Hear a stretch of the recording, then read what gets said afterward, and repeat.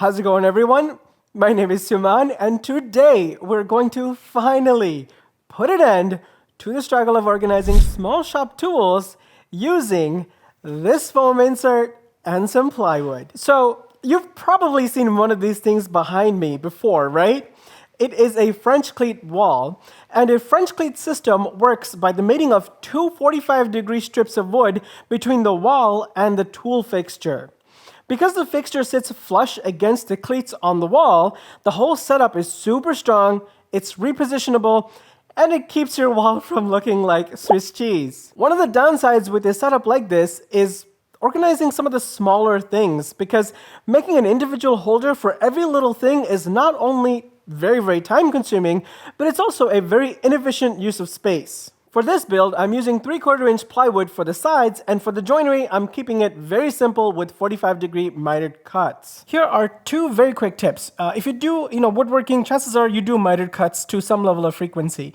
And you probably found it frustrating, as I have for the longest time. And one of the best things you can do for yourself when it comes to mitered cuts is to make yourself a cross cut sled specifically designed for mitered cuts. So you see here, there's a 45-degree bevel. That's because this cross cut sled, it's small, by the way. It's designed to take 45-degree beveled mitered cuts on the table saw, and it helps a lot. It cuts all the frustration from making any miter cuts, and it's really worth it. Doesn't take a lot of time, doesn't take a lot of material. The second thing is, if you're working on something like a casing or a picture frame, for example, where you have mitered cuts, and you need two pieces on opposing sides to be exactly the same length, well, that can be kind of tricky. You might need a picture frame jig specifically for that, but if you have a mitered slide like this one, what you can do is first, keep your material as wide as possible, and then do all of your miter cuts, and then rip them down to the width that you need. That way, you can absolutely verify that the two pieces that you're ripping are going to be the same length because they're cut from the same piece. When it comes to gluing miter joints, I almost always go for spring clamps because they provide the perfect amount of pressure in pulling the joints together. And some of you have asked me in the past, if the pointed tips of these clamps mar the surface that you're clamping. Yes, they do. And if you're working on finer pieces where this is not an acceptable thing, all you really have to do is use double-sided tape with a thin piece of sacrificial piece of wood, and then clamp on top of that. While this is an extra step, it really makes miter joint glue up so much of a hassle-free experience that I really think it's worth it. Because every casing needs a backing, I will be cutting a 1/2-inch plywood to size. For French cleat systems, you need to make sure that the back can sit flush with the wall. And in my case, I'm going to just go ahead and screw the back to the frame because this is shop furniture, so we don't need to get all crazy with, fancy joineries or anything like that. Not only is this option quick, it also adds plenty of rigidity to the overall structure. Plus, it really won't be visible, as you will see very shortly. While the glue is drying, let's turn our focus onto the foam. I gotta be honest with you, I'm a little nervous to make this cut because it's plastic, it's a little spongy. I don't know that the table saw is going to make the cleanest cut, but it's supposed to make the clean cut.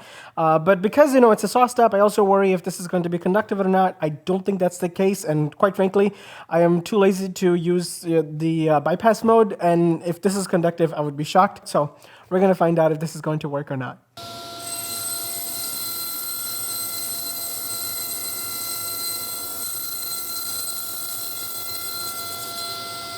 Wow, that went a lot better than I expected. It's a super clean cut. Okay, so what I'm going to do next is take all of the tools that I want to organize on this and play around with the layouts to make sure that I like the way it looks.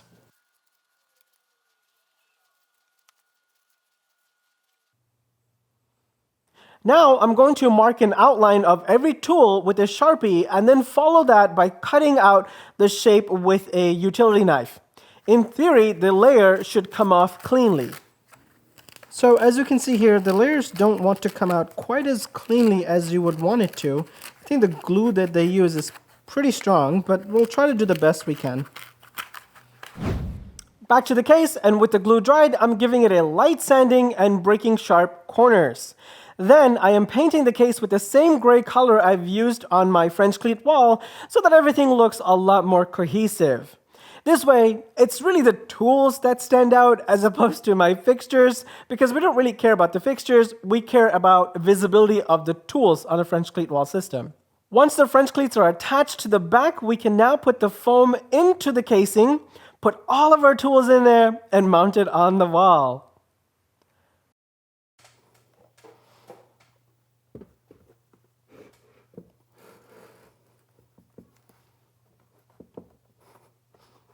Well, this turned out great.